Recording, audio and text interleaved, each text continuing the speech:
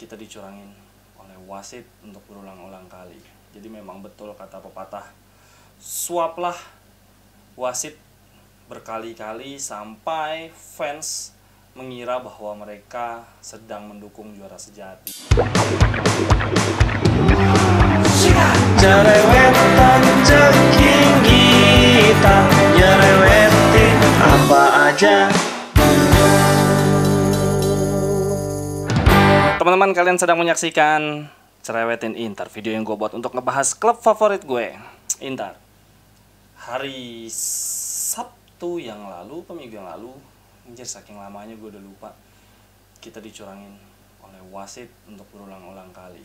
Jadi memang betul kata pepatah, suaplah wasit berkali-kali sampai fans mengira bahwa mereka sedang mendukung juara sejati. Jadi gile ya, kita kan nonton bola nggak cuma pakai mata ya, pakai hati. Kok bisa-bisanya ada orang yang ngedukung klub yang mainnya kayak gitu? Gak ngerti lagi gue. Kelly ini yang narik, dia yang foul, apa kita yang foul. Lautaro harusnya ngegolin. Kemudian aduh, ada suara WhatsApp gue, close dulu, maaf. Kemudian si siapa?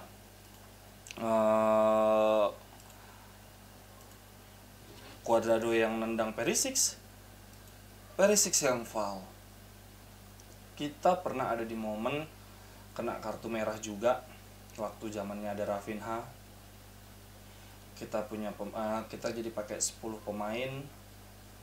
Kemudian ada foul yang kenceng banget, pala Danilo Ambrosio atau si Rafinha yang dapat kartu kuning yang ketendang. Ntar gue cariin fotonya kalau nggak males. Intinya adalah kita pernah ada di posisi Juventus. Ketika Juventus sudah lebih aman, kita butuh masuk ke zona Liga Champion dan kita kena kartu merah, tapi kita akhirnya kalah 3-2. Kalau ini sebaliknya, Juve tetap menang 3-2, tapi caranya nggak gitu, men. Buat apa? Kalau kata teman-teman Indo Torino, buat apa menang kalau curang? Tapi hari ini gue nggak mau ngebahas pertandingan itu. Kenapa? Karena gue udah mau ada janji nih dengan teman-teman JCI. Ya kita respect lah untuk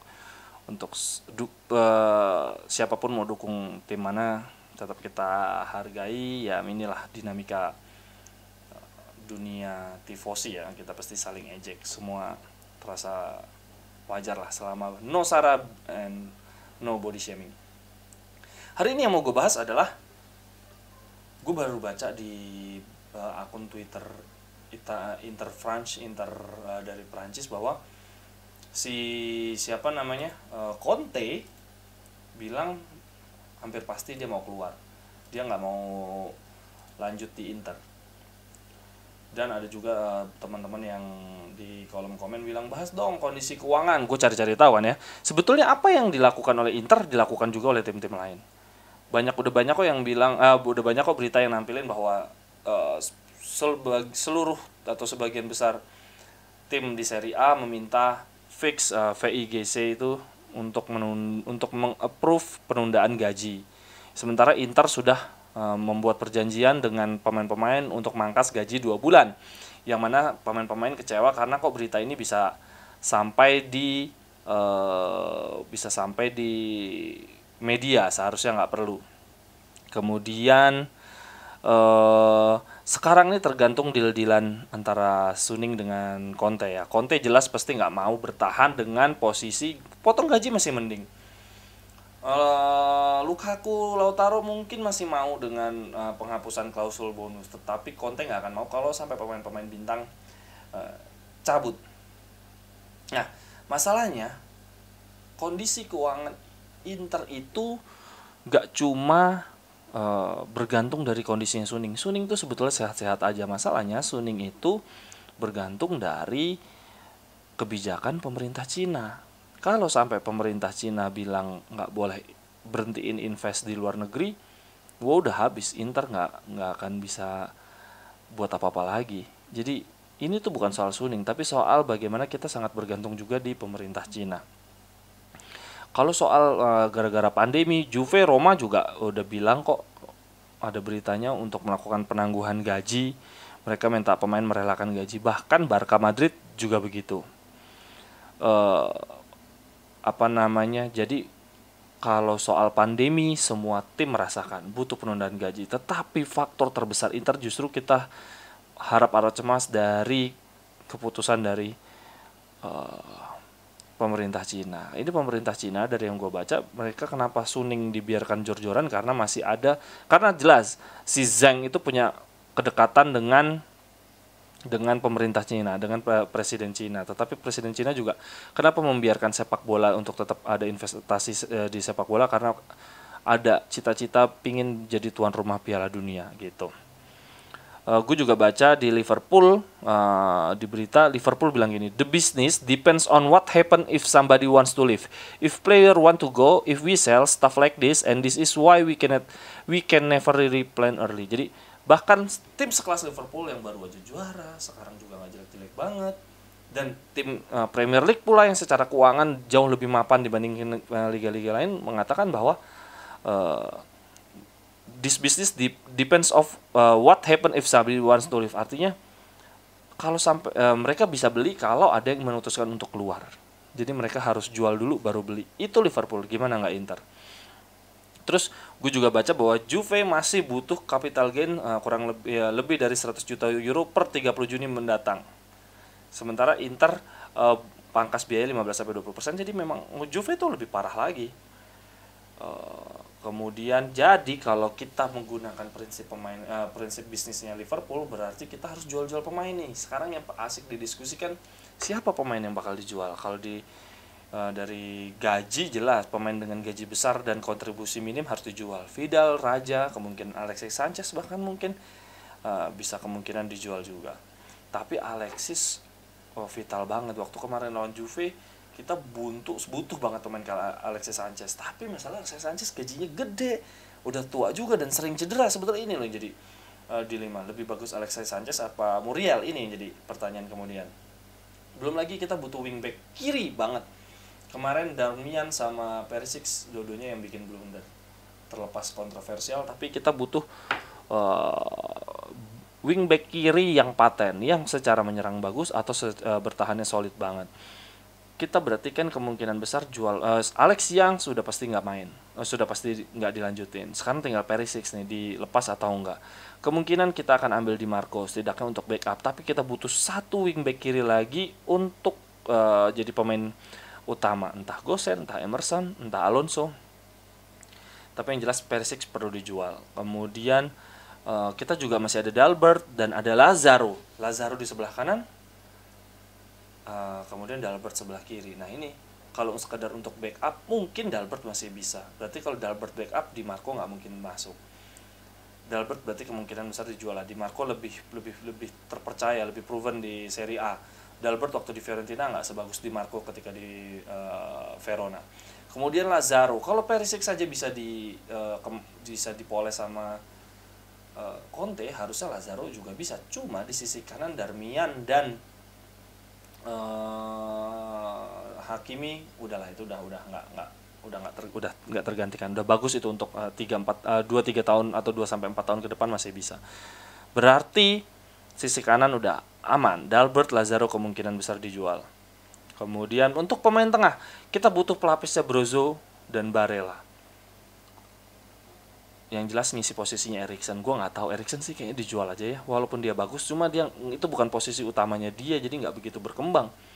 Kalau bisa De Paul, bahkan gue lihat di berita udah mau masuk Atalanta loh, lebih diincar Atalanta. Makanya nih menurut gue salah satu antara Sensi dan Eriksen harus dijual. Vidal udah pasti dijual. Salah satu antara Vecino dan Gagliardini harus dijual. Kalau kita butuh banget Gagliardini untuk kalau lagi pertahanin skor, kita butuh pemain yang bugar gitu, yang bisa lari, nekel semua segala macam, yang bisa kita hujat-hujat juga. Tetapi Vecino kelebihannya itu kayak kemarin lawan Juventus, dia sundulannya emang bagus kan, memang dia sering banget ngegolin heading. Tapi ya itu, kita nggak mungkin kalau untuk mau bersaing di Liga Champions dan mempertahankan Serie A musim depan yang kayaknya bakal lebih sulit, kita nggak mungkin mengandalkan Vecino dan Gagliardini secara bersamaan. Itu udah bukan levelnya kita. Kemudian ya itu dia gue buat beberapa catatan, Gagliardini udah harus jadi opsi terakhir. Kemudian kita berarti di tengah yang bisa dijual Vecino, Vidal, ada Joe Mario.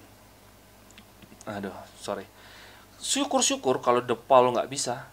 Sergei Milinkovic-Savic itu udah paling top. Makanya kita berharap Lazio udah pasti nggak masuk Liga Champions. Berarti Luis Alberto sama SMS udah pasti nggak masuk tempat. Tapi kalau sampai dua-duanya masuk, De Paul dibuang aja nggak apa-apa. Luis Alberto bagus juga kali. Nah, lini depan nih tadi nih Pinamonti nggak punya harga jual nih. Bingung nih, Esposito aja lebih banyak dapat kesempatan kan. Makanya ini bingung nih lini depan nih. Kita harus punya pelapis Lautaro dan Lukaku. Alexis Sanchez sih gue harapin bertahan, tetapi gajinya begitu. Kita butuh satu pemain lagi, striker keempat, tapi yang lebih bisa diandalkan. Jangan kayak Pinamonti, jangan kayak Esposito lagi yang terlalu muda dan kalau ditampilin belum tentu langsung kasih dampak instan gitu ya. Lalu kiper gimana? Nah ini nih kiper yang menarik. Handanovic menyamai rekor Zenga dalam jumlah permainan. Kemarin lawan Ronaldo juga dia nepis penalti walaupun akhirnya bola muntahnya gol. Ibra juga begitu. Handanovic gua rasa akan tetap dipertahankan. Radu udah menunjukkan bahwa dia bukan pelapis Handanovic. Mungkin dia bisa jaga gawang, tapi Inter butuh lebih dari sekedar penjaga gawang. Dia butuh kiper yang bisa mengalirkan bola, punya ketenangan. Gua nggak tahu seberapa kuat Inter punya duit untuk membeli kiper dan seberapa tepat, itu yang lebih penting lagi. Karena kalau ngeliat di pasaran kiper-kiper papan tengah ke bawah itu nggak ada yang main bola kayak Handanovic dari belakang bisa berani oper ke kiri, oper ke kanan. Semua kiper-kiper sweeper goalkeeper namanya ya itu banyaknya ya di Barca, di City, bahkan Jan Oblak aja mainnya nggak kayak gitu. Satu lagi pemain yang gue lupa bahas dan penting tapi kayaknya nggak dapat tempat, Danilo D'Ambrosio. Gue nggak tahu nih di lini pertahanan kita jelas ya, kanan Skriniar, tengah De Vrij, dan kiri Bastoni. Siapa nih? Danilo D'Ambrosio kah? Tetap ngelapis Skriniar, tapi kayaknya enggak. Kita butuh yang lebih bisa diandalkan gitu. Jadi kayak Alexis Sanchez-nya lini pertahanan kapanpun ditampilkan dia bisa. Tapi kan Danilo D'Ambrosio dia agak kurang ya.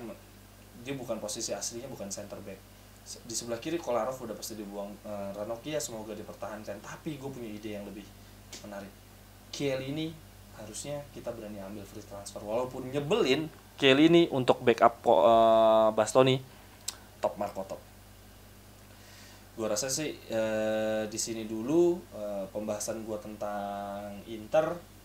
Gue pengen bahas tentang Inter Juve kemarin lebih besok gue ada janjian sama teman-teman dari JCI, Juventini Club Indonesia. Semoga mereka besok nggak sibuk sehingga bersedia hadir. Kalau teman-teman gimana untuk prediksi jual beli pemain? Dan kalau kemarin pada sebel nggak kalah sama Juve? Gue sih jujur sebel banget sama Conte. Ya, tapi dari fisik juga kelihatan pemain Inter nggak begitu kuat ya, karena habis barbekyuan, habis bercanda-canda, jadi nggak di babak pertama kayak nggak intens aja gitu, kayak emang jaga kondisi supaya nggak terlalu drop.